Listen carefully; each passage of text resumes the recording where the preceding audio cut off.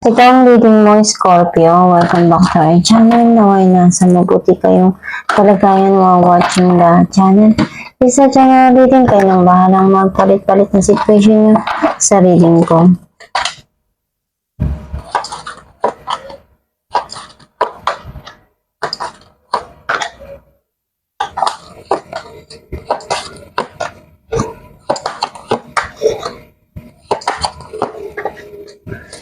At the bottom of the deck, 9 of Swords. I feel like yung energy mo na sense ko na may mga bagay na nagpapalungkot sa'yo sa ngayon and pinipilit mong alisin yun pero pabalik-balik siya na nararamdaman mo. Ang mensahe ng card mo, you need to listen to your inner divine. Yung intuition mo kasi dyan kumukonek yung gabay mo para matulungan ka dun sa mga decision mo. Nandun yung nag-invest ka, binigay mo lahat ng makakaya mo, time, effort, pero may mga sitwasyon kasi na hindi natin alam kung kailan yun masusuklian. And iniisip mo, kailan ba maibibigay sa'yo yung hinahanap mo or pinaglaanan mo rin.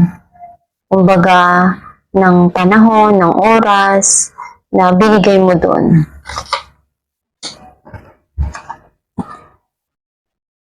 And iniisip mo yung mga bagay na nawala na.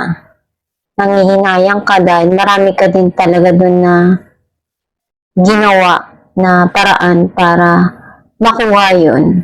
Or maibigay ko ano yung makakaya mo dun sa sitwasyon na yun. Even though may mga bagay pa dun na naiiwan pa para sa'yo. Ang focus mo dun sa mga nawala na sa'yo. And andun yung hard work mo na masusuklian, na may bibigay sa'yo, some of you, sobrang ang dami mong ginagawa, busy, wala ng panahon sa ibang bagay, kundi nakatuon lang sa pagtatrabaho. May hinihintay ka dito, some of you want to go somewhere or iniisip na mag-travel.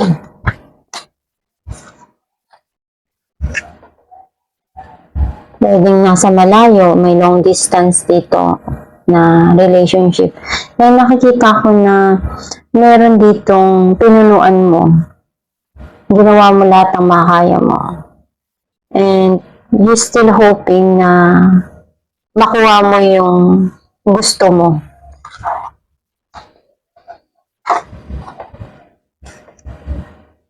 Yung past person gusto nang bumalik sa'yo. Some of you naman, you want to share yung blessing na meron ka. Especially dun sa mga taong malapit sa'yo. Eh, nakikita ko na may mga ginagawa ka na paraan dito pagdating sa financial mo, may mga plano ka na gusto mong simulan na hakbang. Narito natin ang The High Priestess. 2 of Swords and 8 of Pentacles. Nakikita ko na naguguluhan ka pa right now. At gusto mo muna ngayon na pagtuunan ko ano yung kailangan dun sa trabaho mo, sa financial mo. Narito natin ang 5 of Cups. Some of you may crossroad na tatahakin pagdating sa trabaho.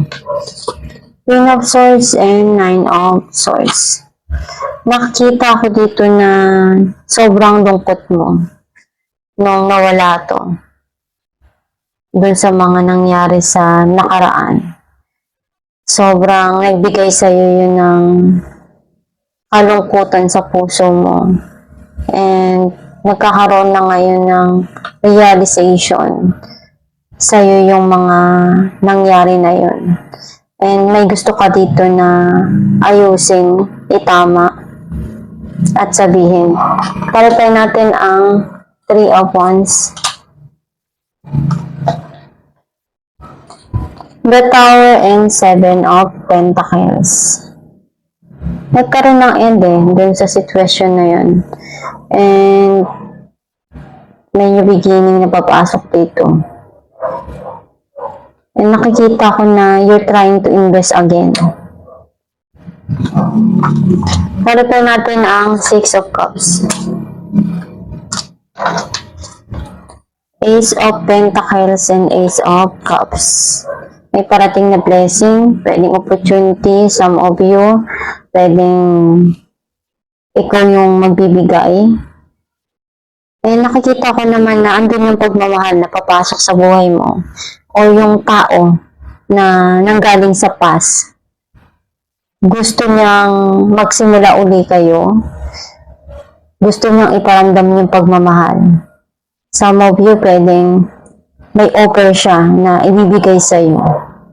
Kakibat din yung pagmamahal doon and also something na pwedeng ireregalo sa iyo.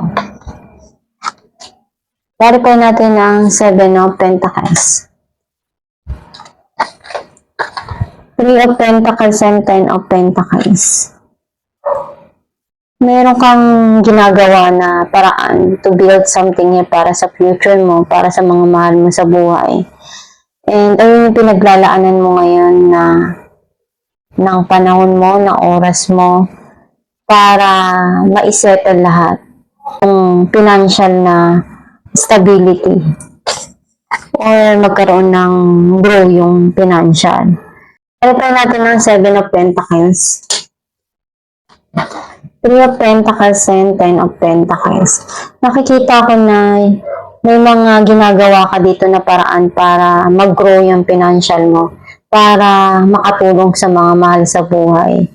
And nakikita ko na andun mo nilalagay yung panahon at oras mo para makita mo yung pag-unlad ng iyong pera or nung kabuhayan mo. Clarify natin ang Eight of Pentacles. The Hermit and Four of Cups. Nagbabalik tanaw ka dun sa mga nangyari sa nakaraan. Pwedeng involved dito yung sa trabaho at may mga pinagsisihan ka dito na hindi mo nagustuhan na nangyari. Clarify natin ang The Star. Two of Pentacles and Nine of Wands. You're trying to balance yung mga dumarating ngayon. Ginagawa mo lahat ng makakaya mo. And andun yung natuto ka na. Hindi ka pa rin susuko kahit ano yung mga dumating sa iyo. Tatayo at tatayo ka pa rin. Clarify natin Page of Pentacles. Six of Cups and Ace of Wands. Nakikita ko na merong new beginning na darating para sa'yo na magkakaroon ng magandang connection towards yun sa past person mo. Some of you pwedeng may opportunity na darating na pwedeng makatulong sa'yo ng malaki. May mga plano ka dito na hakbang na gusto mong gawin para sa mga pangarap mo. Clarify natin ang alamin natin kung anong mensahe ng iyong gabay.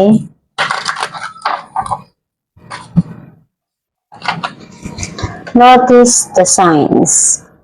Yes, the signs you have been receiving are heavenly sent with letters, coins, and other signs upon your path to remind you that you are loved and never alone. Ang mensahe ng gabay na andyan lang yung gabay mo, Diyos Ama ang universe to help you sa mga gusto mo pang maabot sa buhay.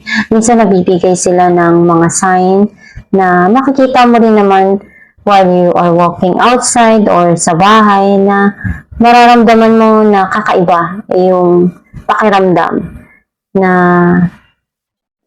meron kang nakikita na something habang may ginagawa ka, like yung letters, coins, diba?